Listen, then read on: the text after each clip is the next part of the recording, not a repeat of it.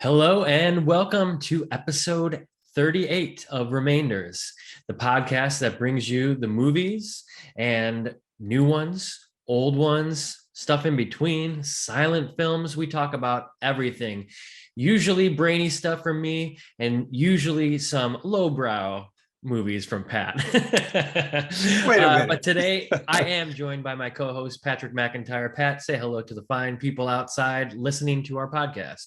Hey everyone, thanks for tuning in. Good to see you. I appreciate that nice little introduction. Highbrow and lowbrow. They all Okay, go I'll on the give same. it. They all go in the same level. That's Yeah, my. That's where I stand on movies and film and the difference between the two. yeah, you do. You juggle both, and that's a good thing. I was going to start by giving a little intro of the film that we're going to be talking about today, if that's all right with you. I Oh feel yeah. like let's jump right into it and let the people understand the genius that is the 1981 film Blowout by Oof. director Brian De Palma, who is getting a lot more praise and accolades these days. If you're reading cinema speculation like I am, you realize that Quentin Tarantino is pretty much in love with Brian De Palma, which is a good thing. I always love when newer directors are giving praise to some of the masters, and even De Palma himself is given praise to Alfred Hitchcock, which is very apparent in this film that we're discussing today, Blowout. The basic plot, before we get into it, is we've got a sound man for the movies, a guy who's kind of having to stitch together sounds for B, like we call them B movies, horror films. Jack Terry is played by John Travolta in one of John Travolta's best roles. And, this movie is kind of out of place for John Travolta, but over the years, I've always felt it was out of place, but now I feel a little differently about it. We can discuss that. It's different because you have this idea of John Travolta and who he is. And I don't think that this was necessarily in that category. I know, Vinnie Barbarino and everything else, but it's another reason why I'm sure he was cast in Pulp Fiction, which gave him a resurgence in his career later on. He's terrific in this film. Nancy Allen is in it as the love interest, and also, I guess, a little bit as De Palma does the femme fatale. So, but in kind of a weird way. So she's a different one. She's not necessarily, she doesn't give off that she's super smart or anything like that. She's just kind of this girl who goes off and gets in the wrong place at the wrong time and is caught in between a assassination plot that does succeed. And so while out filming noises and sounds in a sort of homage almost, and you can take it as you will for the Kennedy Chappaquiddick incident, pretty much plays out exactly like that. Car falls over. The future senator is, I believe it's a senator, killed.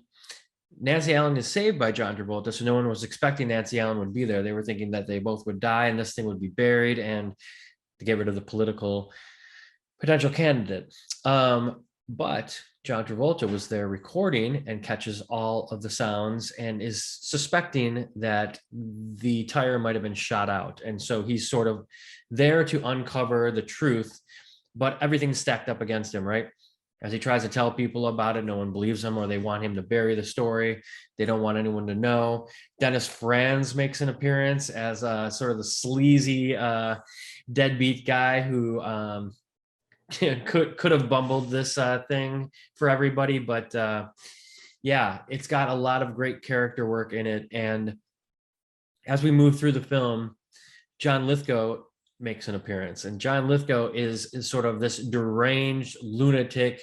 It's got everything. The deranged lunatic murderer who is very, very much focused on doing what he needs to do, which is to kill. And he likes it so much that he's out there strangling people on the eve of the Liberty Bell being reintroduced in Philadelphia. So right at the centennial, this is when this takes place. And there's going to be parades, and there's going to be all these things and fireworks.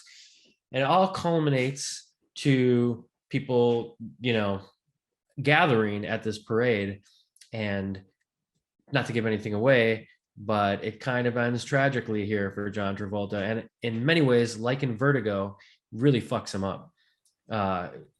And he's tortured by it.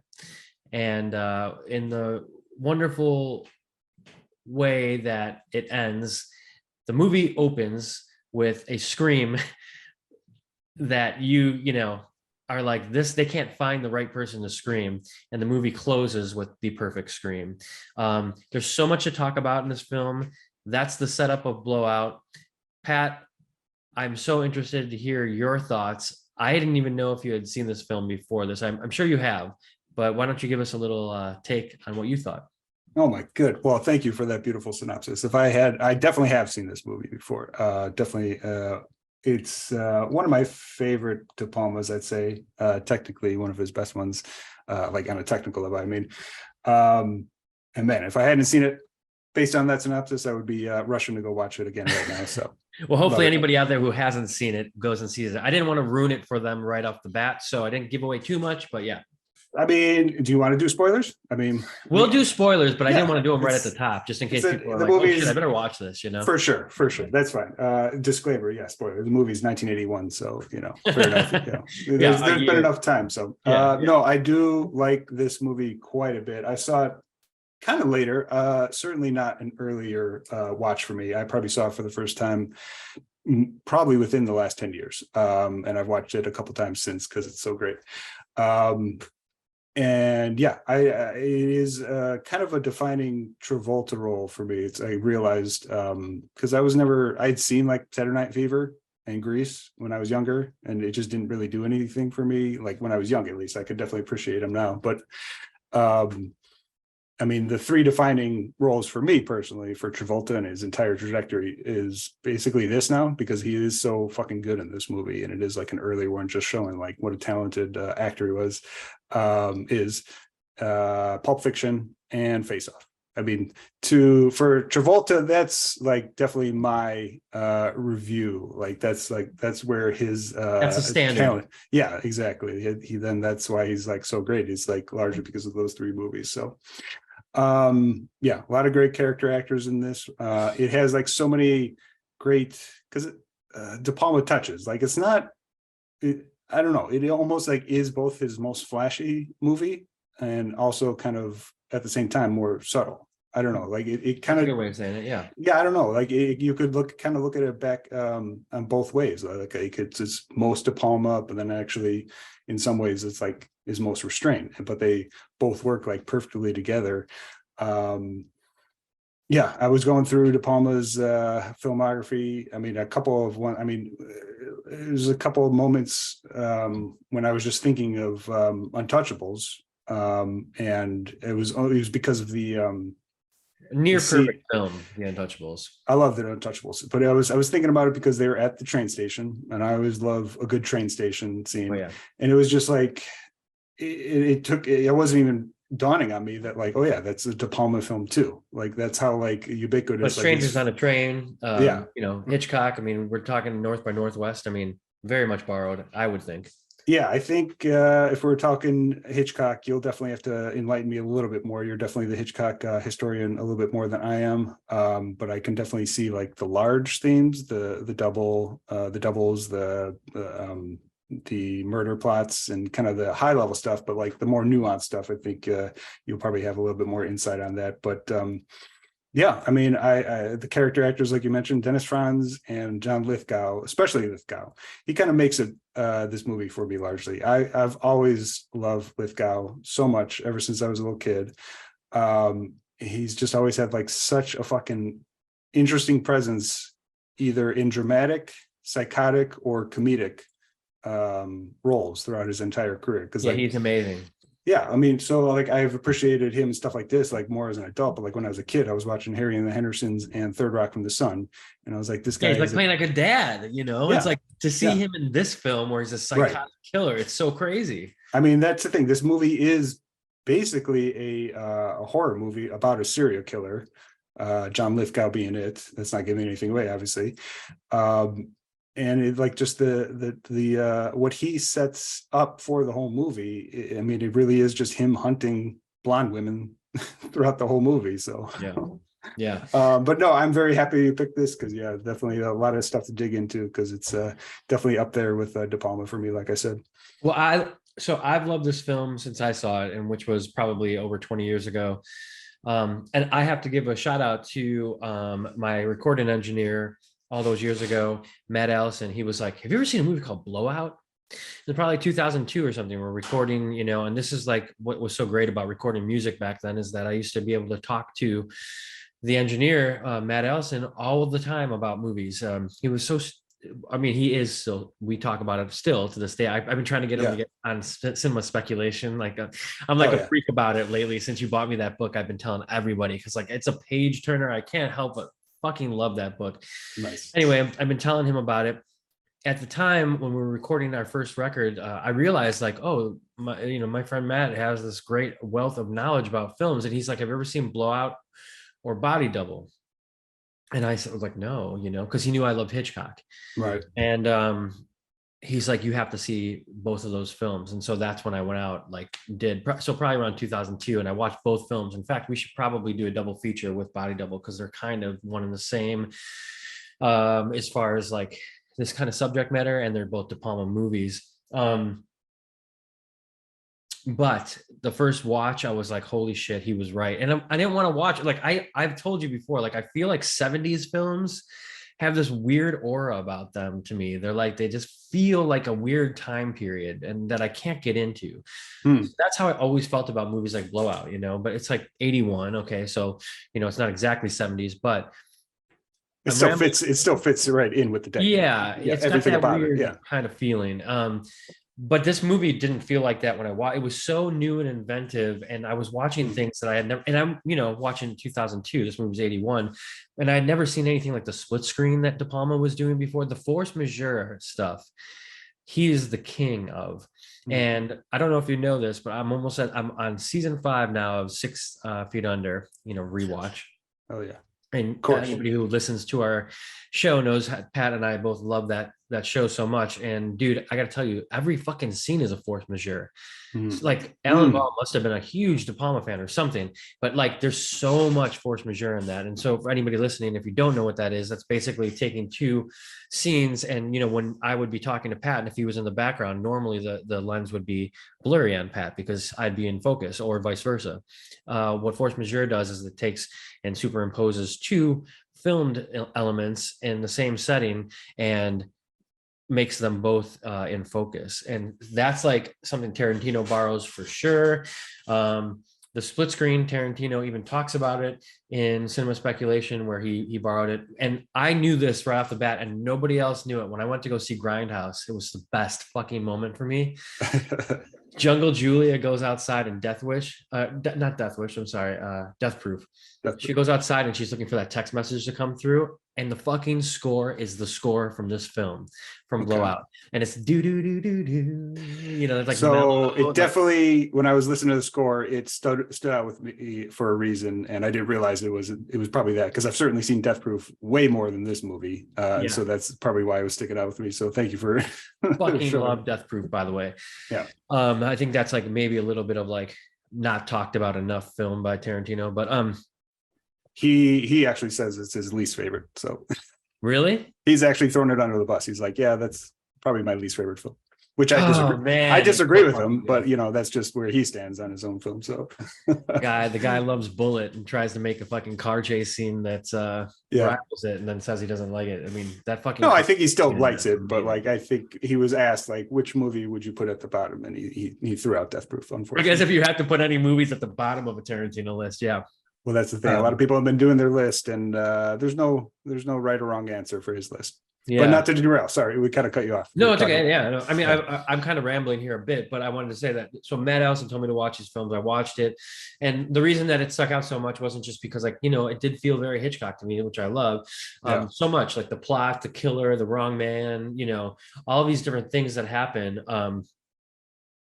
But at the end of the day, it's kind of De Palma's directing that brought me in, and I've never seen a visual style like that before. Do you feel that? I mean, these things, like when, like, the close-ups on like the hands when like he's got the rope or the thing that comes out of his wrist to strangle people, and then like things in the foreground, and he's really playing a lot with like the camera. I don't know, I had never seen anything like that before. Yeah, for sure. And like I said, I've seen this, I saw it for the first time as an adult. So it was me kind of recognizing things I had seen before, but then kind of simultaneously realizing, well, this is probably one of the more spots of origin for a lot of more recent films that they were borrowing from. Yeah, the force majeure at the beginning, especially that scene when he's on the bridge and there's the owl. Makes the sound. It's like I love that scene because or just that shot. It's just like the face of the owl with him there recording. It definitely stands out. Yeah, you make a good point when Lithgow has a couple scenes when he's pulling out like his almost James Bond a wire from his watch to strangle one of the women. There is kind of like an unusual angle there. I really like the scene when the way the composition or the way the camera was set up when Travolta is realizing that somebody has erased all of his tapes.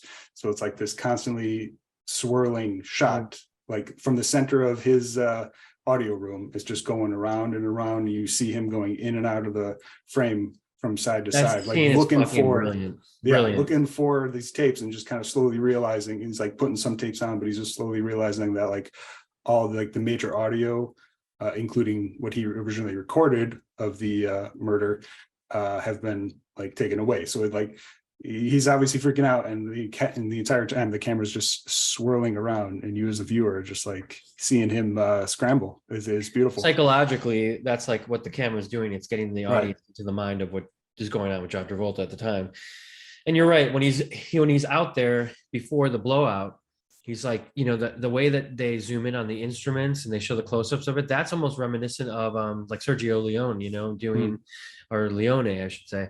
And that's reminiscent of like the beginning of Once Upon a Time in the West. I mean, when there's like no fucking sound at all. I mean, all you're hearing is like, yeah. You know, of like whatever that is of the windmill or whatever. Yeah. And that's another thing that Tarantino borrows in Kill Bill, when there's that whole scene outside with the like the water thing that Lucy Liu is about to get like her head chopped out half off, and that's all you hear is that thing going. Oh my god, man, the way people play with sound, this is true artistry. You know, this is true artistry. People making films, understanding the audience, understanding like new and inventive ways, artistic ways to like scare the shit out of them, you know, or get them excited.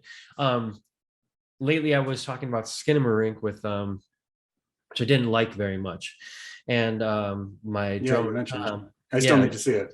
Okay, my drummer Tom like was like, well, just because you saw it, you didn't see it in the fucking theater.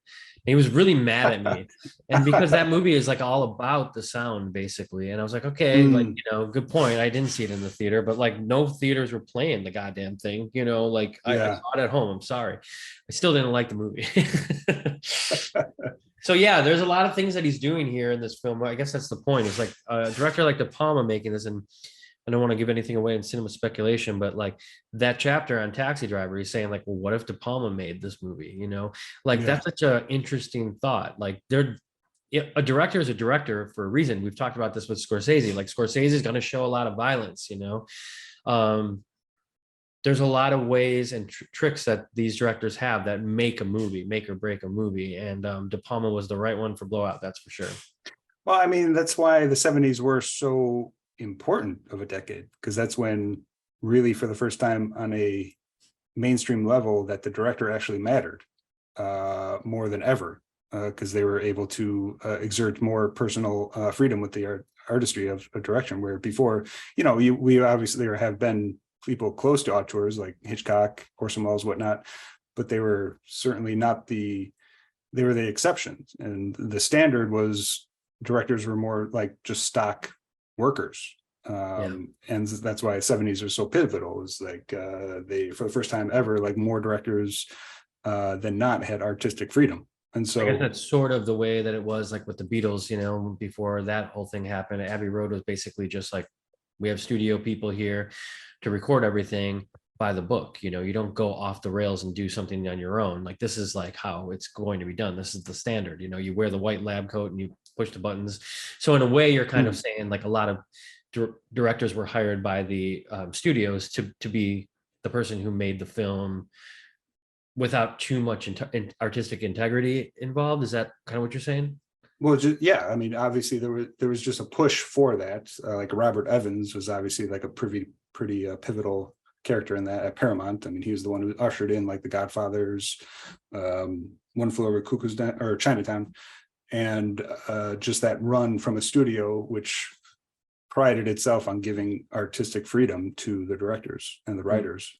It was just, I mean, that's just, again, it's just why the 70s is such like a pivotal, like kind of shift for movies. You know, There's so much being talked about right now of like things being pulled from different things like streaming platforms. I was just talking about this with my girlfriend. Oh, it's the worst. Yeah. Yeah. Like, so like a lot of new stuff is not being made, and then they're going in and making reboots of shows that they knew did well, right? Like we were talking about Dexter, right? That Dexter's coming back. It was like a really good show, and it ended, and then it came back and it did well because people like the familiar, and they're like, okay, well, we know we can make money on this. And there's not, I guess we talk about A24 is like kind of out there doing some artistic things with films and taking chances, but I don't think there's a lot of people now taking a lot of chances in film. I think a lot of people are like, oh shit, like we need to make money. It's like more than ever. No, I mean, I mean, there's movies all the time coming out that I love, but I fucking love movies. So, we that's what we're all about. But generally taking a step back, we're in a pretty shitty era for cinema, just in general. It's just, I mean, even from like not that long ago, I was looking at like 2009. Like 2009 had like so many great films, and that just wasn't even that long ago. It was, but not to rag on Marvel too much, but that was actually the same year that Iron Man hit. So it was the very start of like the Marvelization of kind of most cinema, and we're just kind of like in a downswing. But it always comes back because people get tired of bullshit, and so they stop going to bullshit, and then that's when directors end up getting more freedom. So I like the way that Tarantino talks about it in that book too, of calling this like group of directors the movie brats. He's very vocal about the 80s being a terrible time for cinema, but I do disagree. Yeah. I mean, so 80s is unusual. 80s are I've thought about this before. 80s is one of like the few decades when the highest grossing movies were also the best movies. I mean, stuff like Aliens, Back to the Future, Die Hard, just stuff that like was like big budget. The big budget movies were some of the best movies of the decade, which is, you can't say that of any other decade at all. Like when you look at the top grossing movies, it's usually just mostly garbage, except for the 80s, where it's like that actually was like some of the best stuff coming out of the time. Yeah, it's really interesting to look at it decade by decade that way. Right. Because, you're right. Like the 70s have a new appreciation for me. And I guess we're kind of categorizing Blowout a little bit in the 70s because it's like on the edge, 81. It definitely feels like more like that to be for sure. Yeah, and it's got like Travolta, who I always feel like is more of like a 70s actor. I don't know if you agree, but so he's doing Look Who's Talking in the 80s and not much else. So fucking love Look Who's Talking. Yeah, I'm saying it's like it wasn't reinventing cinema though. So yeah, that's true. But not to get too far off the track of what we're talking about with De Palma and directing, I just think like he fits within there as like one of these really, really, really good directors. And I don't want to keep on quoting Tarantino's book, but it's kind of funny. Like De Palma has kind of fallen off, as a director. I think there was a documentary that was made about him that he participated in, which was excellent, by the way. I love that. Seen that. Like he not just participated, the whole movie was just like him, a camera on him. Like the movie was him. That's what made it in fact, great. I should watch that again because of all the stuff that I'm reading in the Tarantino book. There's a lot of like stuff about De Palma, but I kind of knew like, he hadn't made too many films. He did Mission Impossible, which we both have talked about before. And I would say like, Untouchables was maybe the last great film by him, in my opinion. I did like Black Dahlia a little bit, but I didn't see Mission Impossible, so I can't add that into the mix. Wait a minute, you've never seen his Mission Impossible? Yeah, never. Oh, really? Yeah, I feel like you said that and I forgot about that. It's great. I mean, especially you're on your Tom Cruise. I know. Kick. I mean, I'm down with doing at least one or two Mission Impossibles. Like I said, so the original Mission Impossible is great because it is very original, very, as a De Palma fan, you'll definitely get a lot out of it. But it's also a great Tom Cruise movie. And then like the last Mission Impossible, which is insane, is, I think, the best one out of all 6 of the movies. It just shows the power of how great Tom Cruise is that he can actually make a franchise that gets better over time, which is pretty unheard of. Yeah. But sticking with De Palma, I mean, so I love Untouchables a lot. Yes. Oh yeah. I rewatched that not that long ago. That is such like a comfort movie for me, for sure. Oh yeah. I can put that on anytime. Funny to call that a comfort movie just because of some of the shit in it, but yeah. I mean, because it's just so like, you just know it's so good, fun and to like, watch. yeah, you can just watch. Yeah. I mean, De Niro taking a bat to the guy's head, that's comfort to me. So sure. Yeah. But this movie was making me think of Raising Cain, which I love, from 92, which is John Lithgow. Seen. Okay, yeah, it's John Lithgow. He's the star. It's a split personality movie where like one of his personality is a killer. And I haven't seen it in a couple of years, but he's got these great kind of like Gollum shots where he's like the multiple personalities are talking to each other. Oh, so he's like driving in the car, and he's like his normal self is driving, and then his like murderer self has these sunglasses on talking to him while he's driving. And I don't think it's viewed as necessarily as like one of his top tier movies, but I think among people who really love De Palma, they always kind of put that one up there because it's so like over the top. And again, I love John Lithgow. He's like such a great performance in it. Yeah, that's great. I've never seen Can't Believe It. And I didn't realize that was a De Palma film. So yeah, definitely a big fan of that one. And I was actually thinking of Snake Eyes while watching this. It's just kind of has a general vibe of Snake Eyes, where it's like at the beginning, it's got like kind of a long shot. That movie starts with like a 10 to 15 minute single take shot with Nicolas Cage going all around. He's like a boxing promoter. And it starts out with that, and then like an incident happens. It's like a murder, and then just the rest of the movie is him unfolding the truth. So it definitely has kind of like a similar vibe to Blowout. So I was definitely thinking about that. It's like, I think that movie is like coming up a lot lately, just with Cage's resurgence, and a lot of people talking about him, ourselves included. I know Snake Eyes is up there, like, yeah, we should give Snake Eyes another, watch. I don't think it's ever been revered as one of the great, no, it's not. It's fun though. I remember seeing it back in the day a couple times, and I remember it being pretty fun though. So you mentioned that opening shot of this, and we have to talk about it. Again, like this is like basically a horror movie. This is basically a horror movie, and if you want to talk about it a little bit. I want to quickly mention it because we're talking a lot about like technically what was done, and me and all the listeners out there know me as a Criterion junkie. So Criterion had this film up there, I think last year, and it had like kind of a showcase or feature on it, and it had a lot of like extra features, and there was an extra feature about the handheld camera. And this guy who invented the feature was amazing. If it gets back on Criterion, I would suggest anybody listening to this watch this documentary on the handheld Steadicam.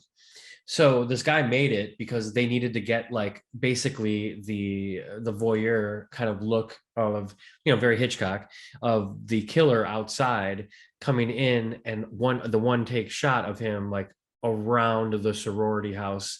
That for anybody watching that doesn't know, there's a setup in the beginning of this film. You think you're watching a horror movie, but literally it's the movie that John Travolta is scoring at the beginning of the film. So you're into this world, and you're in the viewpoint of the killer. The killer is going around outside. He kills the cop with the knife, very Halloween style. And the thought is, and I haven't seen this in a while, the documentary I'm talking about on the handheld camera, the Steadicam, that the Steadicam was created specifically for this film. And it became the standard after. So technically, that beginning shot was like the first Steadicam ever, like, because they had to build it for that scene. I wish I could go back and had watched it, but it's not on Criterion right now to rewatch it and see what that was saying. And when you watch that scene, you can see it's like it's all one take of the guy just kind of like walking around, and like I don't think there's any tripod or any tracks or anything. I think there's somebody just holding it. Is the Steadicam the thing where the cameraman is basically wearing it, and then it is a little bit in front of him, and it's just okay. I've seen videos of like the initial stuff. I saw this video, it's just a small clip. It might actually be from this documentary that you're talking about. I haven't seen it, but like it showed like the origin or one of the first test runs of that. And it's just this guy just running through a field while wearing it. And yeah, you get that. I mean, I would have guessed that was implemented or invented earlier. If this was Well, again, it's been a while 81. since I've watched the documentary, but they were saying like this like idea of it was created specifically for that beginning shot. Okay, because I mean, like you mentioned, like this kind of has like a opening of Halloween kind of vibe to it, where it's like a single shot going in Right. all the different directions. But obviously, that was several years before, so they probably weren't using a steady cam, maybe just kind of giving Yeah, an whatever illusion the of it. So, camera yeah. contraption was like built Yeah. specifically for that scene. Again, I haven't seen it in a while, but I just thought that was an interesting point because that whole scene at the beginning definitely had De Palma thinking this needs to look very much like you're in Yeah, the position of the killer. He's looking into these windows and everything. And how do we do that? It's nighttime. We got to kind of go around the house. I mean, he's around the entire like yeah. atmosphere of it. I mean, it makes sense. I mean, because it's like such a like a technically like proficient and innovative movie. I mean, that he would be like kind of have the mindset of like Christopher Nolan or something. It was like the only way I'm going to get the shot that I want is basically invent something new and Yeah. to actually do what I see in my head. Yeah. So And then that's such a beautiful moment for anybody watching that has seen it before. You'll know what I'm talking about. When it kind of comes out into the world of, you know, the movie compared to John Travolta's real life, yeah, the scream is so bad. You get to I this, love the scream. You're in this whole world and you're truly terrified as the person watching this film. And you're like, oh my God, like he's going to kill all these women that are in here in the sorority house. And then all of a sudden he gets into the room and he's about to kill the girl in the shower. And she screams and it's I don't know.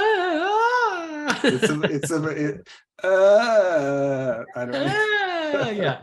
So and then obviously and they're just like laughing at it. He's like, no, that's actually the actress's. Her scream. I hired her for her tits, not for her scream. Exactly. That's the line. And the best part about that is like it infuses what like it's foreshadowing what we're going to see at the end of this film. The tragic irony that they do find the perfect scream, but a woman and the entire point of the movie had to happen and play out for you to get that scream. That's why it's such a wonderful payoff. And I've never quite seen a movie give you that much satisfaction at the end. I mean, it's like, I say satisfaction carefully because obviously it's troubling that the perfect scream was from an actual death of, you know, one of our main characters here. Spoiler, Nancy Allen dies. It was definitely a spoiler because it is one of the best endings. He's just sitting there, like basically completely strung out, seeing all these people murdered, seeing the Nancy Allen murdered, and he's dubbing her scream, just smoking his cigarette, just being like, "Oh Jesus Christ, this is where my fucking life is at now." I'm using her scream for talk about taking work home with you. Yeah, I mean Travolta. That's what I'm saying. Like Travolta is so good. Yeah, is so good in those scenes. I don't know. I don't know if I've ever heard him talk about this film, you know, Travolta. I should look up. Maybe there's some interviews or something because I'd love to hear his thoughts on it. You know, I don't think this movie is. I mean, amongst like cinephiles, it's very popular, but yeah. I don't see it mentioned just in the general. You know, and again, I don't see it mentioned a whole lot just in movie circles like too much. Again, amongst De Palma people, amongst Tarantino and kind of hardcore fans, it's pretty pivotal, but it is definitely still you know, just mid-tier in terms of like popularity from the late 70s, early 80s. There's a lot of talk about a movie called Sisters that De Palma did in I can't remember where it is in conjunction with this film. 1972. I'm sorry, what's that? 1972. Oh, wow. So it's quite a bit before this. I did see that film like last year or the year before, because again, Criterion put it out under like the horror sort of like thing for October that they had. Not this last year, but the year before. that film is talked about now a lot more than it used to be. I feel like that's getting a little bit more accolade. So like we talk about a lot with like the life of like, you know, the art that people make, and like, you know, sometimes it's like a slow burn. Sounds like Blowout is exactly that way as Yeah. well. So I didn't look all the way back in his filmography. I totally forgot that he directed Phantom of the Paradise, which I fucking love. I read that in the book, but I've never seen it. Yeah, it's a fucking crazy, awesome fucking. It's set in 1974. It's certainly comparable just in terms of tone and what it is to Rocky Horror Picture Show. Oh. A disfigured composer sells his soul for the woman he loves so that she will perform his music. It's such a fucking insane, great movie. It's just got so many great horror and musical elements to it. It's fantastic. I completely forgot that he directed that one. So man, just as we're talking, I'm, you know, every time I talk about De Palma, I realize how much more I like him than I realize sometimes. Yeah, you know, that's the thing about De Palma. I don't think like the mindset of like the great directors of this time No, period, he's not yeah. like at the forefront, but I really feel like he should be. I feel like it's just something with marketing, because I mean, all of his movies, I mean, he has a style. He's a hardcore auteur who has a through line in all of his films. I just feel like his name growing up, like I didn't hear Brian De Palma too much, certainly not in the way you would hear Scorsese or Spielberg. I mean, obviously his movies, I mean, he's never really made like a huge box office success. So I almost feel like that's maybe one of the things that just over, you know, 40 years, like why his name wasn't like at the very top and the start of a lot of movie conversations like other directors. Well, the other thing that I liked about, again, fuck, I hate going back to cinema speculation so much, No, but you just read it, man. Keep on talking about it. I know, I'm sorry. The thing about a lot of what we're talking about, like, okay, movies and different things and streamers are being pulled back and they're going the route of less originality and back to something that we know that people like and give them what they like so we can make some money. And back then, I feel like that's like a conversation too, is like, you know, Scorsese in the Taxi Driver chapter of cinema speculation, you know, De Palma does throw him a few times by saying like, okay, well, you knew that you didn't make this character black or whatever, or like De Palma even, what would happen if he would have made Taxi Driver? Well, the actual probably reality of it is that he didn't make Taxi Driver because he knew he was too much of a gamble, and he was wanting to be this director who was going to have success. So even back then, Tarantino was making a case that like people are doing these things and you have to weigh the pros and cons of it when it's your career, but like a lot of it's being done because of the studio and making money and your career and and like if you take too many risks on a movie like Taxi Driver, that's the thing he's trying to say, is that Taxi Driver was a fucking gigantic hit, but you know, movie about a fucking racist maniac killer, you know, and prostitutes and, you know, pimps and shit like that, like on paper that might not make any money, you know. So Well, especially in the 70s when that was not really done before. but you take a risk like that as an Yeah, artist, and you exactly. become Scorsese, who then is like catapulted to iconic, you know, stature for the rest of his career because he did that film. But what the book is trying to say is that like De Palma could have done that too, because De Palma was actually the first person that was going to be the one who directed that film. But he, over the years, from what Tarantino says in the book, is he says, Marty would have been better suited to make that film. And Tarantino's like, bullshit. At the very least, he's like, yeah, it's not that simple though. So because Well, he does say it's not that simple. That's very yeah, true. I And just we mean all know like, it's not that simple. right, for sure. I just mean like he's definitely not going to let people go without recognizing the talent that is in De Palma. So Oh yeah, I mean, I think that's probably got to be one of his favorite directors of all time. It's very clear that he rips him off like as an homage in a lot of his films.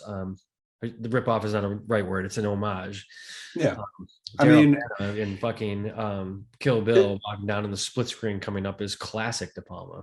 yeah, this movie, I mean, Tarantino's been talking about his favorite movies ever since, Reservoir Dogs, but um this is on like the five movies that always like comes up first for him. Like this and like Bad News Bears and the movie that we actually almost talked about this week, we'll get to at some point, Rolling Thunder, but Blowout definitely is always like in the top 3 or top 5 when he's always talking about like his favorite movies of all time. So That's the thing about the book that I just love so much, and especially in a time when we're talking about going to the theater again, and what that means, and like the experience of it all. And the book does such a good job of like Tarantino talking about going to the theater and the reaction of the crowd, and the crowd, oh, yeah. which side of town he happened to be at, or what state he was in at the time.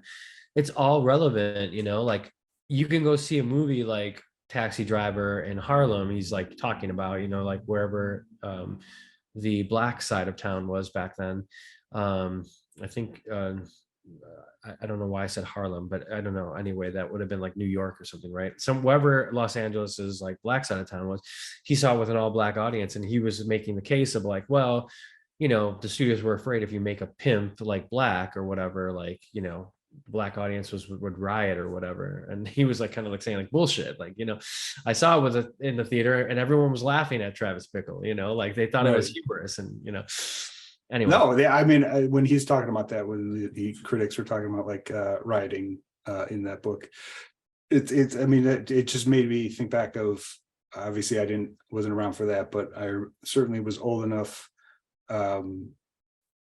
to remember in the 90s, just the kind of conservative bent in the 90s of like what TV, I mean, even stuff like South Park, for example, it's like what the reaction was from like conservatives at the time in power, and like what this stuff will do to people. And it's just a recurring thing. It's like this assumption that like you have an art that's too provocative, people are going to go fucking insane.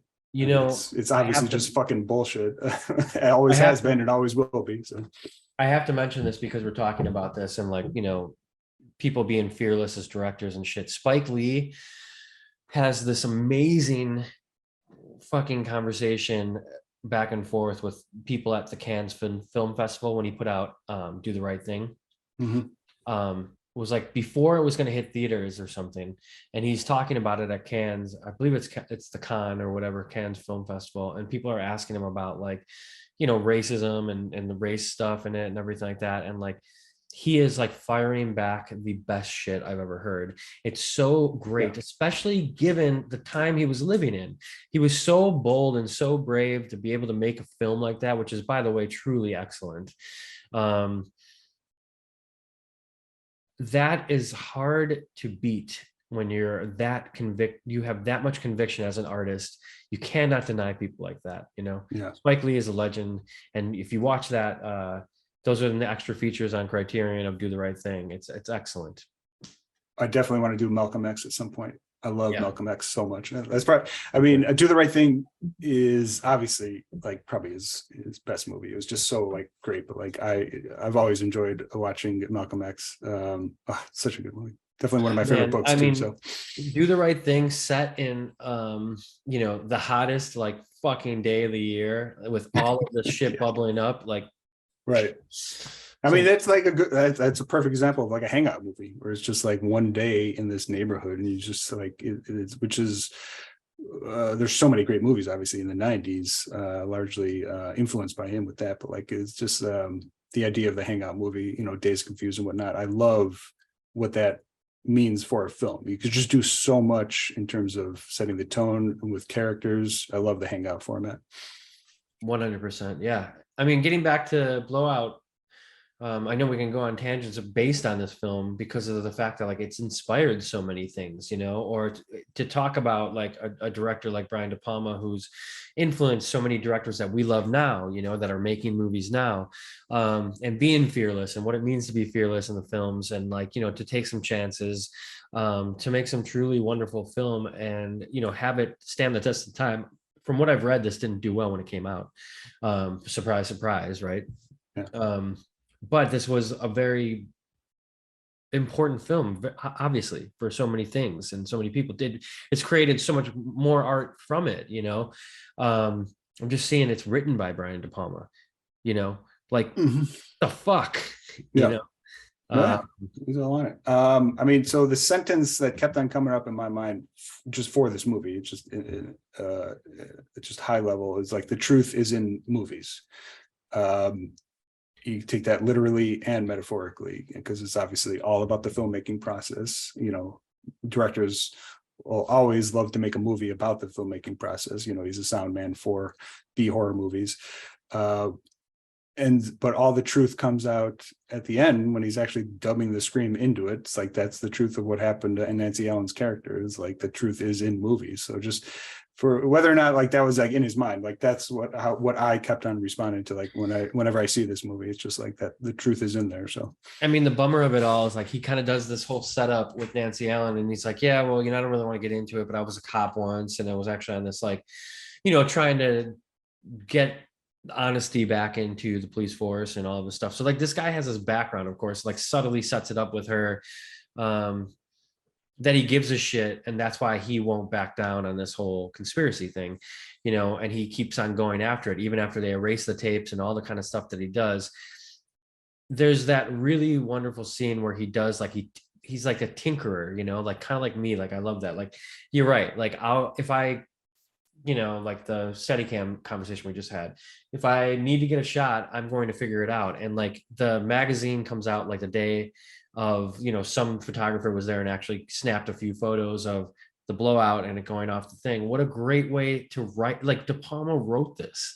yeah. Like, there was a photographer there, so we got a bunch of like scenes that are going to come out at the newsstand that people are going to gawk over, because that's what we do.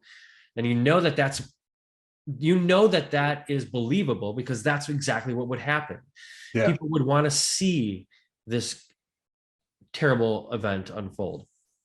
Travolta takes the magazine, cuts out all of the little stills in it, does the flip book animation, puts the audio recording to it, and boom, there he goes. He's got the blowout. He can see that it actually happened. And now he knows it wasn't an accident. It actually was a murder for hire plot, which was successful. But everything's working against him, you know, and it just doesn't turn out very good for anybody at the end. You could Except see, for the film. You could tell the best scream. Yeah, you could tell it was going to turn out bad for everybody when Franz shows up in his A shirt, chomping on the cigar, chugging down a J&B bottle. He's like, hey, you know, I was going to tell you about the other 3,000, but after I got it. Yeah. What is that? What is his like? What is this crap? I didn't shoot out no tire. What is this weed crap? He's so fucking great in it. His scenes. Yeah. I mean, so like in Nancy Allen. So Nancy Allen to me is Murphy's partner in RoboCop. Like as an actress, like just that's, you know, it's one of my probably top 5 movies of all time is RoboCop. And it's funny to watch this movie because like she's pretty ditzy in this movie. Well, yeah, that's kind of what I was saying at the beginning. It's like, yeah, she's smart, but she's not, you know, like, yeah, exactly. playing this role. Yeah. But like in RoboCop, she's a total fucking badass. She's basically like RoboCop's partner in the movie. And she fucking kicks ass in it. She's great and is a great character.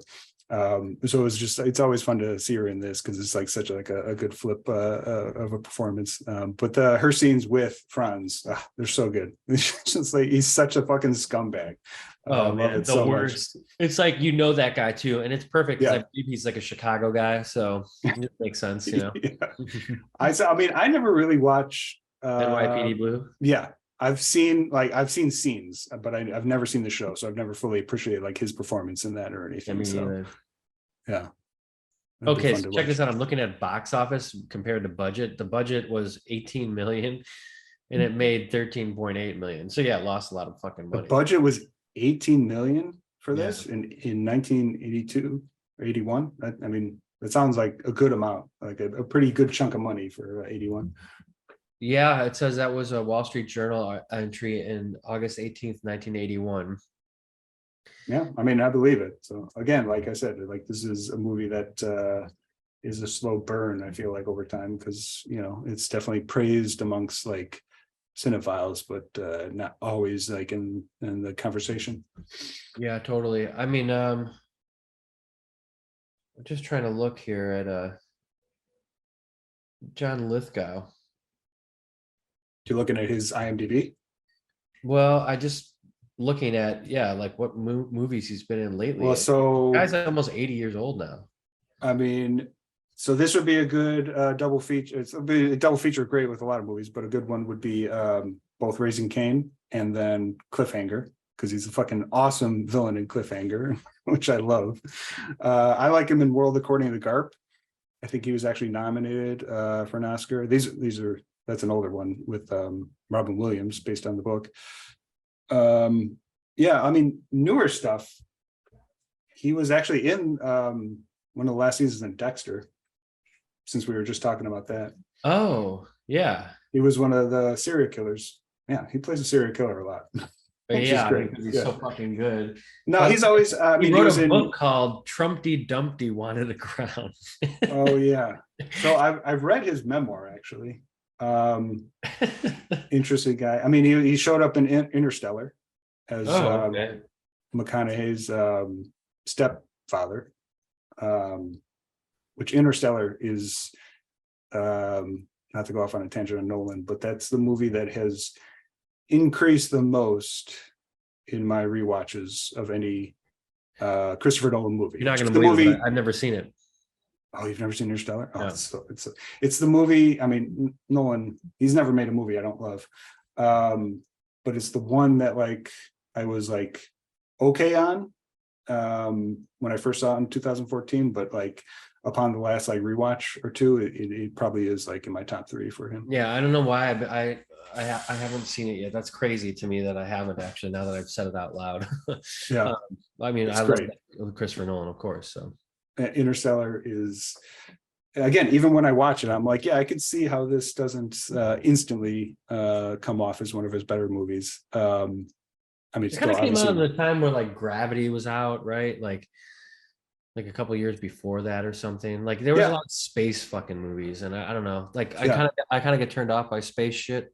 I don't know why, but yeah. Anyway, maybe that's why I haven't. You get turned off by spaceships.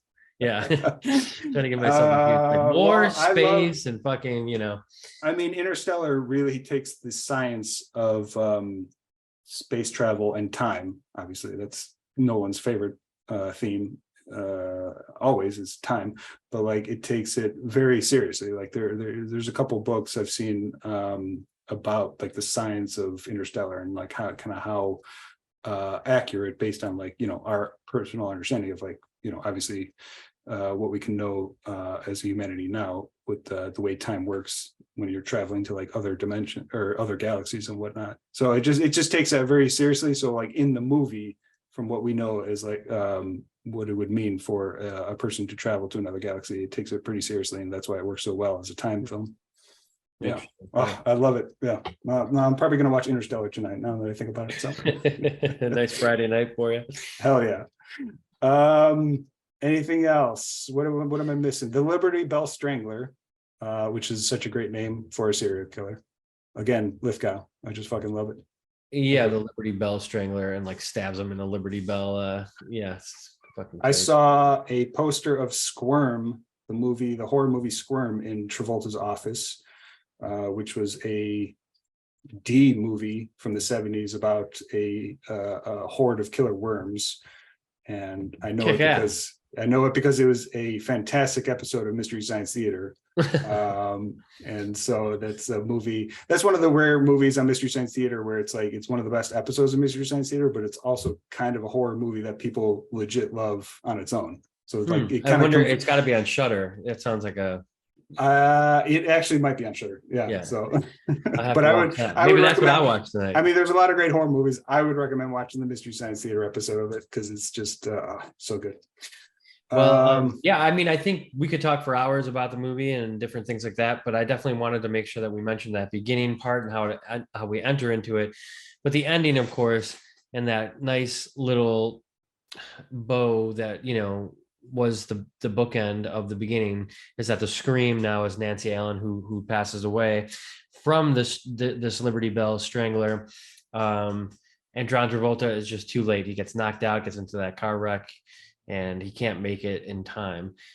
She does stab Lithgow, and he's a goner too, but not before she gets strangled to death. And there's that scene where he's carrying her, right, with the fucking amazing Hitchcock homage of the fireworks in the background. And okay, so like the scene where beautiful. you're seeing his face holding her and the fireworks like all up in that.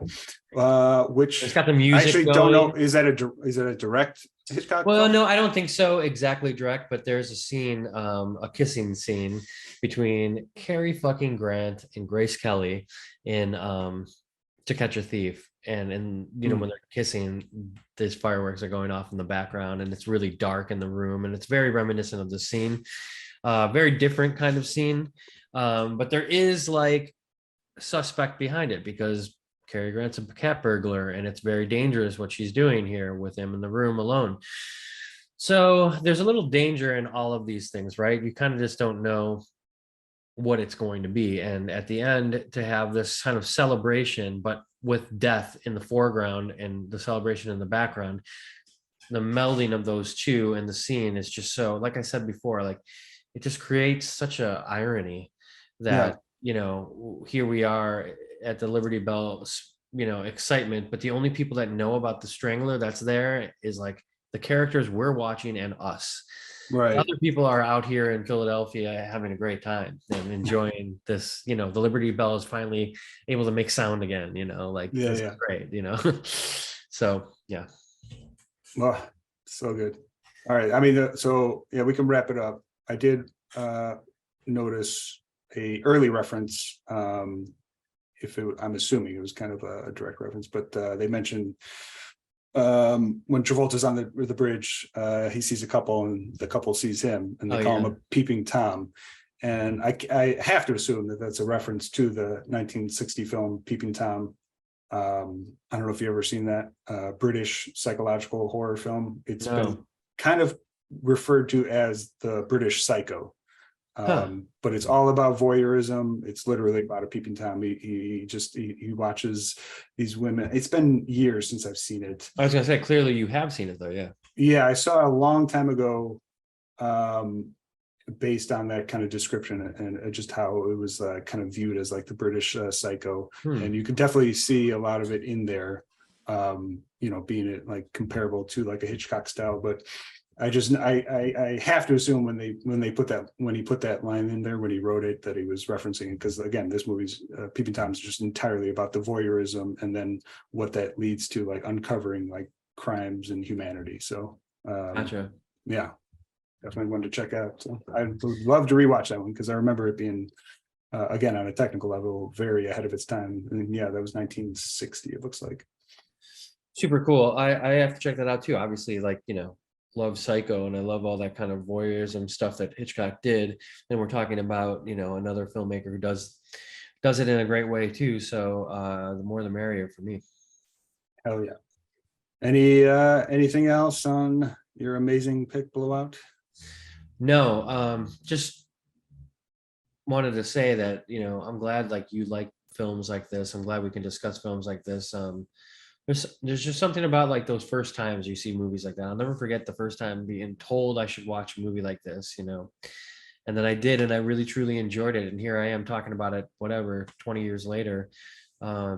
And it still resonates with me. It's still exciting when I see it. That's what great filmmaking is. And I hope if you're out there listening to us, you enjoy it, and you go watch this film, Blowout, 1981, Brian De Palma. Hell yeah. Definitely second that. So yeah. Cool. You want to talk some music? Yeah, sure. I wanted to say really quick, over the week, I went and saw the show at Largo. I was sending you some pics from the bathroom at Largo. Lauren Weedman Blows. She's an actress, and she's been in a few, like Abbott Elementary and a few other things. And my girlfriend is a big fan of hers. And, we just kind of like to go to shows out here and kind of be immersed in, like, the creative and what people are doing. It wasn't like we were both like really big fans of hers or anything like that. We just kind of wanted to see this show. And a lot of times what happens, and I'm just going to be honest, like she always is like interested in this shit and I come along for the ride, because I don't really know much about comedians or improv or different things like that. But I enjoyed myself so much at this show. It was one of the best shows I've ever seen. And we're talking about artistry and being fearless. And she really did a great show. I was blown away. I had no idea what we're going to see. Yeah. That's awesome. So being a woman and being older, and it was musical. She had like a musical quintet with and she played and sang. So yeah, I can't say enough about it. I don't know if it's going to be playing again anywhere, but yeah, in Largo here in Los Angeles, I saw Lauren Weedman Blows. And it says here on the great title. What's that? It's a great title. Yeah, yeah. Award-winning comedic actress, Hacks, Abbott Elementary, Euphoria, looking playwright and author Lauren Weedman returns to the stage with Lauren Weedman Blows, a new comedy cabaret solo adventure. It's a wry contemporary look at what it means to be a single mom, an artist, and a woman in today's creative economy. It is an exploration of what happens in the invisible second half of a woman's life, the part after all the traditional stories end and divorce, menopause, and impending financial collapse begin, while pursuing a career in the arts and resisting looming pressures to pack it up and get a real job. It's a search for a third act for survival, honesty, and normalcy in an increasingly isolated digital society. Hell yeah. It was fucking great. I'm looking at, okay, so and I just wanted to give that plug. It looks like she was in the movie The Little Hours, so I would have seen her in that, which was a pretty great comedy. I saw it at the Music Box when it came out in 2017. Oh, cool. Yeah, with Allison Brie, Dave Franco, Kate McCucci, Molly Shannon was in it, Aubrey Plaza. It looks like she was in that, but that's definitely one that she was. John C. Reilly was also in that one, so great movie. But yeah, just looking at her IMDb, that's awesome. Like, yeah, I love a live performance like that. Yeah, no, and I know you like that kind of stuff too, so maybe if it's ever in Chicago, you might have it on your radar. So I figured I'd bring it up, and if anybody's in the listening to our podcast here and you feel like you want to check it out, you might be in your city soon. I highly recommend. Hell yeah. I did not do live theater. I went to see John Wick 4. That was the theater experience that I had this week. So nice. Just how was that? No match for yours, but it was all right. It was all right. It was fine. I mean, the John Wick movies always, like, I've enjoyed them while watching them for 2 hours, and then I completely forget them. I think there's a lot of people who love that fucking franchise. I know. I mean, it's fucking huge. I mean, I couldn't believe there was a fourth one being made. I mean, this one I think was probably the best out of all four. I like the first one.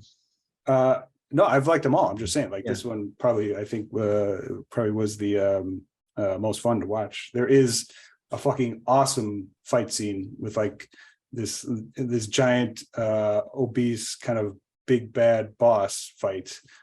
He's almost like a penguin character, like a baddie from Batman, and he fights Keanu Reeves, and it's definitely one of the best fight scenes in the whole franchise that I enjoyed the most. So kick-ass. Yeah, I mean, Keanu Reeves is like maybe doing what Tom Cruise is doing for Mission Impossible. Maybe it's getting better and better as each one goes along, huh? But I mean, that's the thing. It's like, even like, I'll watch anything with Keanu. I fucking love Keanu so much. Fucking love Keanu. There's no doubt about that. Yeah.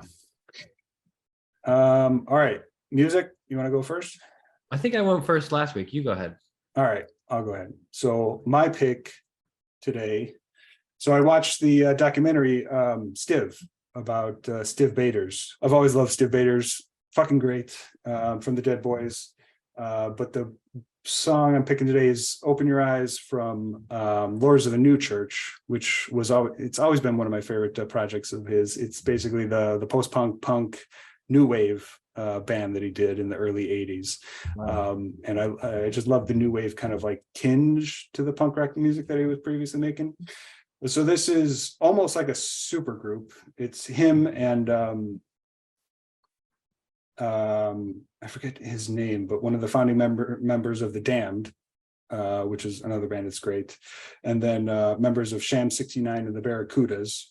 And it was, but at one point while they were rehearsing, there was the bassist from Generation X, and then the ex drummer from The Clash, Terry Chimes.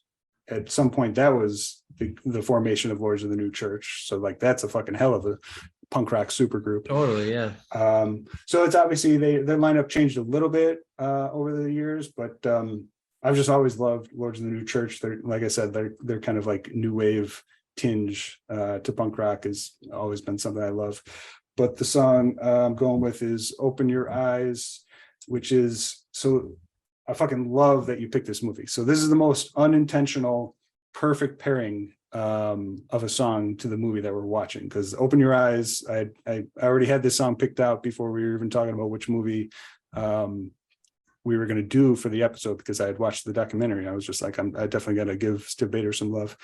But "Open Your Eyes" is entirely about the lies that media puts forth amongst society, and how we consume information, and how everything is just an illusion. And it's just like, thematically, it's like one of the most perfect songs that we could have picked out for a pairing for Blowout, and it was entirely unintentional. So it's fucking great. I mean, the lyrics pretty straightforward, but the way he performs them, and I mean, the chorus is "Open your eyes, see the lies right in front of you," and it's such a great chorus. The silence of conspiracy slaughtered on the altar of apathy. You got to wake up from your sleep, because meek inherits earth 6 feet deep. I mean, it's just like, it's such a great song. It's pretty straightforward. It's obviously a very catchy kind of poppy punk rock song, but the lyrics like really put it over the top. Fucking great song. Wow. That's really great, man. I don't know anything about this. I know Steve Bader's, of course, and I know Steve Bader's, yeah, but I didn't know he had his this sort of side band with like. I mean, I wouldn't be surprised if it was viewed as like selling out at the time. I don't know. Maybe, I mean, sometimes the punk rock community views, especially in the early 80s, they kind of viewed selling out or doing something too poppy. So I don't know, like maybe the band like never took off huge because of that. But even though like they've had kind of like hits, not all their music is available on Spotify. The song that I'm recommending, "Open Your Eyes," is on Spotify, but they've had a couple other albums that you can find them on YouTube. So if you just listen to a couple of their kind of big hits, plenty of great stuff. But yeah, definitely love it. I mean, just keeping on Steve Bader's, his cover of Dee Dee Ramone's "Poison Heart," which was on one of the last Ramones records, is fantastic. His cover of that one is, both versions are great, but I especially love Steve Bader's cover of it. Oh yeah, man. That's such a great fucking song too. I think Dee Dee's like memoir was named "Poison Heart" as well. Oh hell yeah. Oh, so great. We'll go back to Steve. What was I sent you a link for "Mashed Potato Time" by Dee Dee King. God, man. What's your experience with that album? Because I fucking love that album. Funny enough, I was at a holiday party at the Epitaph Records holiday party on last December. Yeah.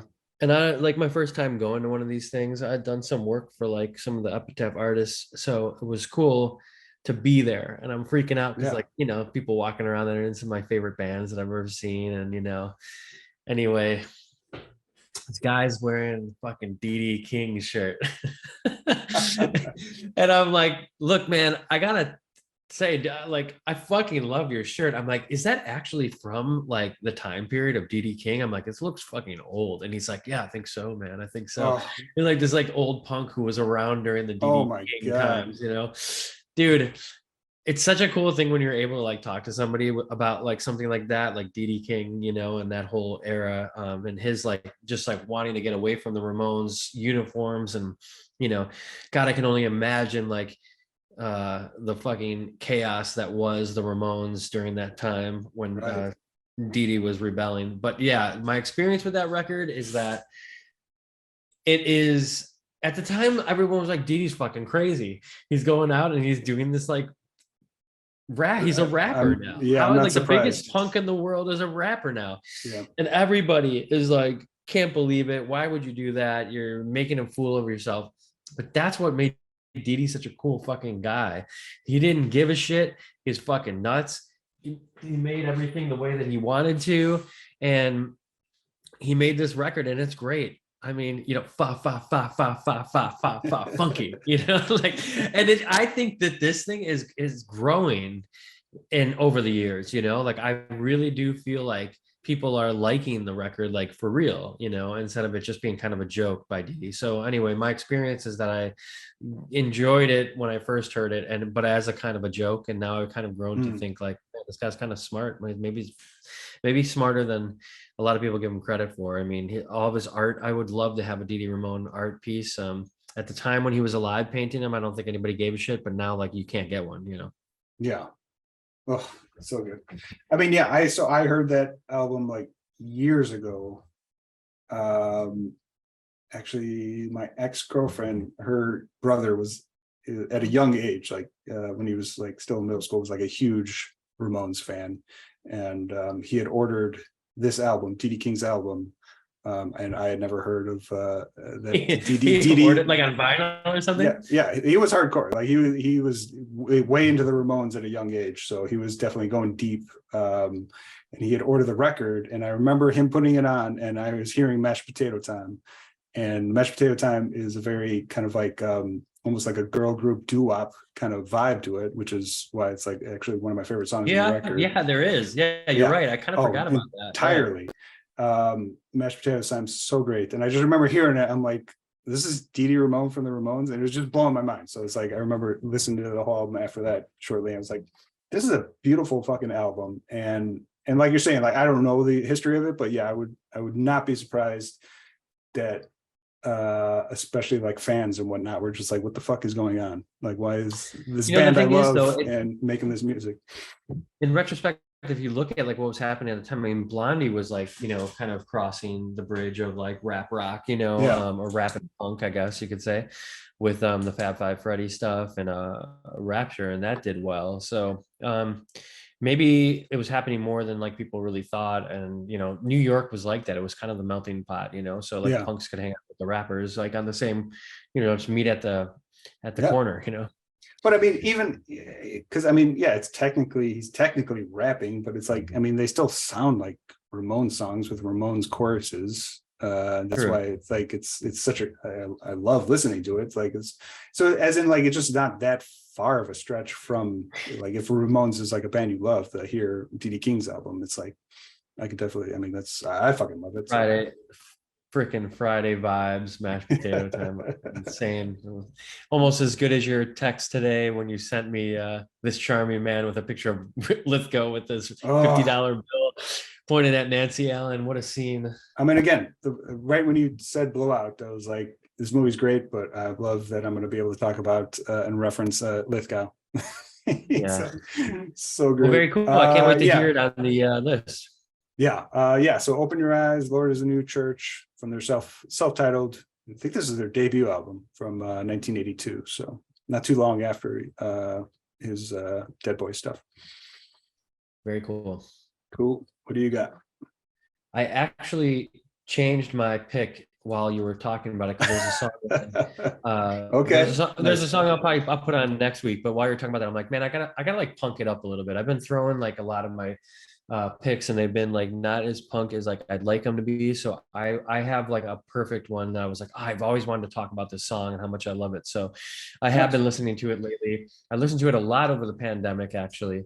It wasn't available in a lot of places for a while, but back when I was in high school, this EP came out by Screeching Weasel, which is one of my favorite bands of all time. Oh yeah. And The EP is called Major Label Debut. Have you ever heard this record? I mean, I've listened to plenty of Screeching Weasels, but I probably couldn't tell you the name of specific This records. EP is fucking out of the gates badass. Like there hadn't been a record from them, I think, since 95 when they did, or maybe 96 when they did Bark Like a Dog, which was like basically the crossover, like, okay, everybody's making money, that it's on Fat Records, and like, you know, Green Day is huge and stuff like that.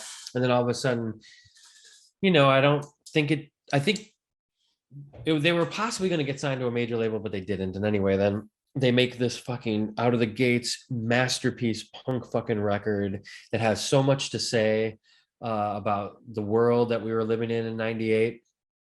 And it's punk as fuck. The first song comes out, and it's like at the fucking fastest beat.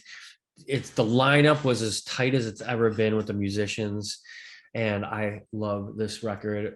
Ben Weasel did a remaster of this record in 2021 when it was finally released on Spotify. So you can go and listen to it now on Spotify. But the song I want to talk about, and I'm going to read the lyrics because it's quick, but I need to read these lyrics because I think I don't even really need to say anything more about the song, but I think you need to hear the lyrics, and I think you'll get why I love this song, and I think you'll really get it, and why I thought this was so perfect for the pandemic. It was like my pandemic theme song. It's not necessarily my favorite song on this EP. Probably the song DIY is my favorite on this, but this has a lot to say, and I think it's so perfect, and shows how smart Ben Weasel is. So anyway, wait, what is the name of the song? Which song? It's called Racist Society. Racist Society. Okay, yeah, I got it right. Yeah, I'm sorry, I didn't even say it. So I'm just going to read these lyrics. It's quick. Did you know that you live in a racist society? Did you know that you're the privileged class and everybody else is essentially taking it up the ass? Did you know that you could be free? Did you know that it's not the way that it has to be? Did you know you can still change everything? Did you know that there's no such thing as equality and there might never be if you don't change? Did you know that you live in a war zone culturally? Did you know that your parents were fucked when they taught you how to fear anybody who wasn't white enough? Did you know that you could be free? Did you know that's not the way it has to be? Did you know you can still change everything? Did you know that the older you get, it gets easier to blame somebody else for your own mess? Did you know that the Jews don't run the world and all Black men aren't criminals? Did you know there's a lot of money to be made from keeping you paranoid, suspicious, worried, frightened, all wound up and tense inside? Because big business runs the government, and it's not good business if we burn down the government. So they keep us occupied with moron TV shows and shitty beer that wipes out brain cells and whining about Congress and stupid fucking income taxes. And if that's not enough to keep your mind off of the way you're getting dicked around, they fill you with fear and hate, give you someone to blame for all your problems. So why is the country going down the fucking toilet? Did you know what they think of you? Do you know that how contemptuous they are of you? Do you know how easy you are to fool? You're like a dog going after a ball that was never thrown. Well, guess what? You're on your own. Good luck. Oh, mic drop. Jesus Christ. Yeah, That was, I was just in a trance. I was, if the camera was on me while any of that, you're talking, so it won't show me, but man, I was definitely just staring into the middle distance, just being like, wow, this is some real shit. And I love your performance of it, by the way. So, oh, thank you. I always feel like songs like this, there's a bunch of songs by Screeching Weasel where I feel like if I went out there right now in Hollywood and I wanted to get a fucking role for a movie, I would just like recite this shit. You know, this is poetry. This is like a fucking monologue. This is the kind of shit that is like, I don't know, theatrical, like almost. It's like the way that he is able to put these songs together, the way that he's so focused and pinpoint about what he's saying in this song is genius. And I knew you, of all people, would love this song. So I needed to at least tell you about this song, regardless if anybody else likes it. I know Pat McIntyre needs to hear this song in its entirety. So enjoy. Nice. Love it. Yeah, I mean, like I said, I've definitely listened to plenty of Screeching Weasels. Screeching Weasel, but yeah, I don't know if I've ever heard this one. The major label debut, the EP, yeah, it looks like it was 1998. I mean, just looking at the cover, and the names of the songs, I don't think I've listened to this one. So Well, dude, look at like how fast these songs are. Like they're all under 2 minutes. There's 6 songs. The first song is 15 seconds. Like it's a quick. This record inspired my 2019 record, Notifications. Hell yeah. 10-minute total runtime on this one. So, which is, I could, so again, if like, sure. No excuses for you not can go check it out. So, it's not a waste of time, you know? Hell yeah. All right. I'm excited to hear that. So Racist Society, that was your pandemic theme song, your comfort listening? Pretty much. You said? Yeah. So this, dude, the Splendid Isolation. Well, that is a Both classic theme song that, me and you share. But like when I was like going through all of the riots that were happening and all of the George Floyd protests that were happening down the street, and I was listening to all the chatter, I was like, well, I'm going to go listen to Racist Society by Screeching Weasel that talked about all the shit that's happening right now back in 1998. Yeah, shit.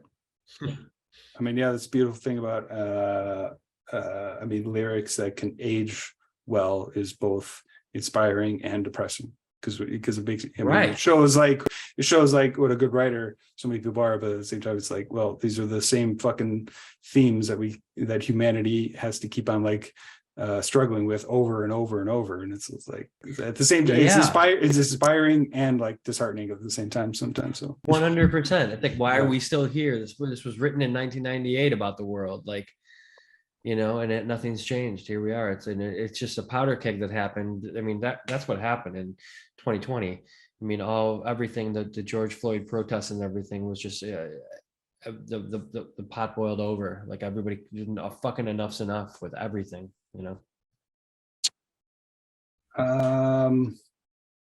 think Kanye said he likes the Jews again. Did you see that? Oh, Kanye said that? Yeah, because he watched the Jonah Hill movie. Yes, right, that's what it was. I was cracking up at that. I was like, this is so fucking beautiful. Just to watch crazy people kind of unfold. It's so great. All right. Well, I mean, I honestly feel like we have 2 good punk rock picks for this week. So I feel like, okay, I did my job. I don't have to feel bad that I don't add a lot of like rock and roll to our playlist. I needed to get my street cred back for it. Really? I mean, your picks are on fire. I love that Bayside song that you put on last week. So. Oh yeah, thanks, man. Yeah, like that one still though is like an acoustic version. Well, I don't think I've gotten like I don't think I've gotten kind of badass punk since maybe the Meat Wave that I had. I see. I mean, we're keeping it heavy with Lorna Shore and Pain Remains. Oh, right. Again, yep. Again, that was one of my favorite records of last year. So I know it's probably not. This is a good list going. It's probably not everybody's taste or vibe when you hear Lorna Shore, although they are playing in August. So I'm probably going to go see them and check them out. Which would be fun. This jukebox is fantastic. I think this is, that's great. I mean, we've been kind of making jukebox since we started hanging out years ago, but now this kind of officially sanctioned for the Remainders podcast. So, yep, love it. All right, good pick. Any closing thoughts? Life, other movies? I really want to see Air by Ben Affleck. That's the one I'm most excited for. Ben Affleck. Yeah, okay, then that's fine. You go see Air and I'll go see Air and Renfield, and we'll come back and talk. Well, I'm excited for both of those. Come on. I'm not excited for Air at all. I don't really. Oh, I don't want to see Matt Damon and Ben Affleck in a movie about Nike. No.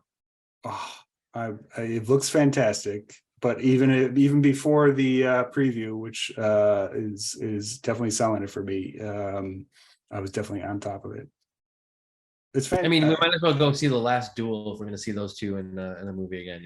I didn't see that. I missed that one. And there's a lot of people who love that fucking movie. Really? It's, Ridley Scott? It is Ridley Scott. Yeah. I mean, it definitely bombed, but there's a large amount of people who put that movie up saying it's great. All right. Well, maybe we have to see it just because. Are you just totally ambivalent about the two of them in a movie, or kind of like? Yeah, I'm kind of like over that a little bit. Wait, over what? The two of them? Just as movie stars? Okay, nice. Yeah, a little bit. I mean, I like no, the I'm memes. still I like the sold Ben on both of Affleck them, for memes. sure. I gotta say, yeah, I like all the sad Affleck stuff and all that. Yeah. I haven't really liked the Ben Affleck movie since Fincher's Gone Girl. I love The Way Back. I didn't see it. Is basically autobiographical. It was basically when he was struggling with alcohol the most. It's just a movie about an alcoholic trying to get back, and he ends up coaching a high school basketball team. Fucking great. Again, it's almost like performance art, because he's very candid about his own alcoholism, and this movie was made kind of like in the shit for his own self. So it's like it's partly autobiographical, and it's fucking great. I love it.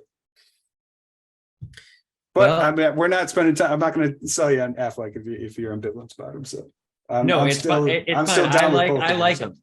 I like him. Don't think that I don't like him. I mean, I'm the first person to talk about fucking Armageddon. Okay, I love Armageddon. But Jesus Christ. Okay, so and Dogma, all that shit. I love him in that stuff. Speaking of Armageddon, I still have not watched his commentary on the Criterion edition, which is supposed to be one of the best commentaries of all time. No joke. Like, people still are posting clips of his commentary that he recorded years ago, because it's mostly him just shitting on the movie, about like this big budget movie that he is kind of proud of, but he's at the same time pointing out like all the plot holes in the movie, like while he's like doing the recording. Nice. He's like, yeah, why would you send oil drillers to space when you could just train the fucking astronauts to drill oil? And he's like, every time Billy Bob's on screen, he's always just doing a southern accent, just making fun of him. I still haven't seen the whole commentary, but all the clips I've seen are fantastic. Billy Bob is fantastic in general. That season of Fargo, never seen any of the show. Which, Fargo is one of my favorite movies of the 90s, but I just haven't fuck out of here. Yeah, but it's not Coen Brothers. Fargo? Yeah, but I mean, it's not. I don't know. It's a whole different TV show. It's Watch that first season, dude. I'm not against it. I definitely need to. My TV is. Yeah, you're not necessarily the TV binge guy. I guess. Yeah. I'm all for it. Like, there's great shit. I am watching the final season of Succession, which is a show I fucking love. No spoilers. No, I'm not spoiling anything, but that's a show I fucking love. But yeah, I mean, there's tons of great shows that I know I'm missing out on. Yeah, again, like, this is why we talk about movies on the podcast. I gravitate towards watching a movie first, then a TV show. I don't know. Or I just end up rewatching 6 Feet Under. So yes, 100%. And I cannot wait to tell you some things that are coming out of my recent watch that I'm enjoying with my girlfriend. But we need to maybe we do remainders where we cover it just by season. We do 5 episodes, and it's just like every season. Well, I see. We could do that. I mean, we'd definitely have to cover it in some format or another. But I mean, I could talk about each episode for hours. So I know that's the fucking crazy thing. So I don't know. Maybe it's just something we do kind of slowly over time. Like, every time, maybe we have an extra half hour, we'll just talk about an episode of 6 Feet Under, and over time just cover all 5 glorious seasons. I think like the old days, we're just gonna move in together, and then wake up in the morning and look, okay, hey, like, let's talk about this episode. Record it real quick. I saw something just really quick. I saw Claire, the actress Lauren Ambrose. She's on a TV show called Servant. Are you familiar with it? Okay, so she's produced. She's going to be in the new season of Showtime's Yellow Jackets too, I heard. Okay, but I saw that Servant was a show that was produced by M. Night Shyamalan. So I just didn't know if that was on your radar. I had no idea. So I haven't seen her. I know about it. I haven't seen that actress in anything. Lauren Ambrose. I haven't seen her in anything since 6 Feet Under. So that's why. Yeah, I guess she's going to be in the new season of Yellow Jackets, which I started watching that show and never finished it because I don't have Showtime. But I heard it was a good show. Is that the one, a lot of 90s vibes in it? Is it set in the 90s? Yeah. So we are kind of officially in the 90s nostalgia period. Yeah. We've moved on from the 80s. The 80s are over. Now it's not 90s again. Yeah. Which I'm all about. So I'm definitely loving it. Okay, so so far. hey, listen, before we go, I gotta say this one, like, because we were just about to talk about Renfield. When we come back, chances are Renfield will have been watched by us, I think. No, maybe we'll do one more of these right before When Renfield. did, It's like the 14th, I think, April it's got to be 14th. coming out soon. Oh, yeah. So that's 2 weeks from today. Um, I don't know what to expect. All I know is it's fucking great to see a billboard with Nicolas Cage playing Dracula Yeah. on Hyperion. And listen, I haven't sent it to you at night. Dude, I saw it the other day. I was going down Hyperion, and Hyperion is this crazy street here in Los Feliz where it's like you don't know if like the other cars are going to hit you, and it's a windy road and it's kind of hilly. And anyway, it's a little bit of like a weird kind of like your little danger zone. And I'm driving down there at night, and all of a sudden I come around the bend, and there's fucking Renfield lit up in red, and it's Nicolas Cage, and I'm like, oh my god, it's fucking Dracula up there. Yeah, yeah, And yeah. it was so cool to see, but I almost lost control of my car, man. It was like shockingly beautiful how like amazing it was. And that's I think the billboard I sent you, but I sent it to you during the daytime. I almost want to take my good camera out there at night and get a picture of it because it's like it's so cool. Yeah, you've been giving me all your Renfield sightings throughout the Yeah. LA, which is Yeah. fantastic. I mean, that's it's a text I'm always happy to get is when Yeah. you're just spotting Nick Cage and or Nicholas Hoult throughout LA. So Yep. Yeah. That's like I you know that's a nice thing about living out here is like there's like so much advertising for movies and everything like that. But you know, I don't think there's as much in other markets as there are here. But it's everywhere, you know, just everywhere. you were making me think of Aloha, the Aloha billboard in Logan Square here in Chicago Hmm. that just stayed up for like 2 or 3 years after the movie came out. It became like a whole thing. It was like, why is this fucking billboard? Because it was a movie that fucking totally bombed. It was the what's his name from Nightmare Alley and why am I forgetting his name? Bradley Cooper, Emma Stone. It was 2015. It was Cameron Crowe. It was a Cameron Crowe movie that huge. Oh, they go on like a bomb. vacation or some shit, right? I never saw it, but it was a huge bomb. But there was a billboard that went up in Logan Square, and it just stayed there for like 2 years after the movie came out. Because because there's not really a lot of billboards throughout Chicago of like advertising movies. Yeah, that's So what I'm saying. So the fact that this movie that nobody really liked and is kind of a joke just stayed up in Logan Square, it just became a whole thing. And so I was like, oh yeah, he lives in LA where like they actually upkeep their billboards to new movies. Yeah, totally. And like Yeah. you'll see stuff and you'll be like, why is Top Gun Maverick like here like a year later? It's like, oh, because it's like pumping it for award season. So like Right. it gets life all the time. It's not just like when the movie comes out, but it's like when it's being considered for this award and blah blah Yeah. blah. Yeah. And you're like, the fuck, you know, it's kind of like a Twilight Zone sometimes.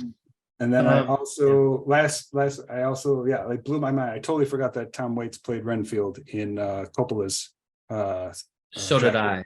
And he's Yeah. fucking awesome in it, of course. I need to. Speaking of Keanu Reeves, I need to rewatch it. It's probably been like good, almost 10 years since I saw that one. Agreed. And I know I just read Dracula throughout Halloween last year. So like I had never read the book, believe it or not.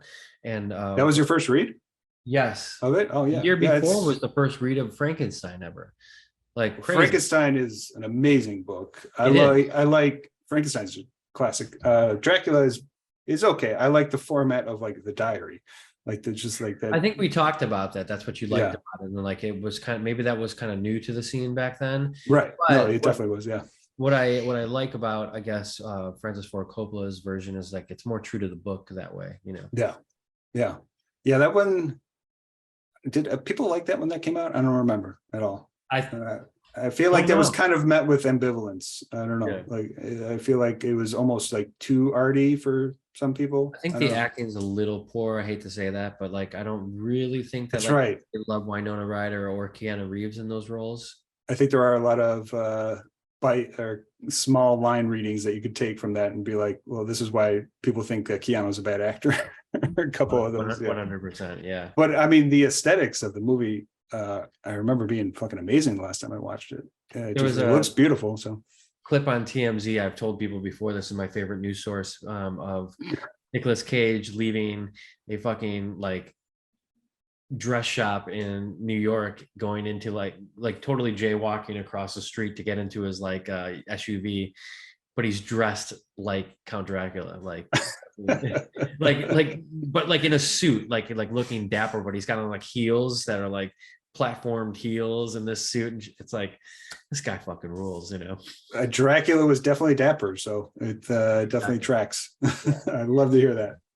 All right. Well, we'll catch up next, not next week, but the week after, on our second movie, which we'll discuss, which that'll be. So, hey, audience, we'll leave you hanging. But it could be a De Palma film. It could be something different. We'll see. I'm definitely down for more De Palma. So, all right, Pat. Good talk, man.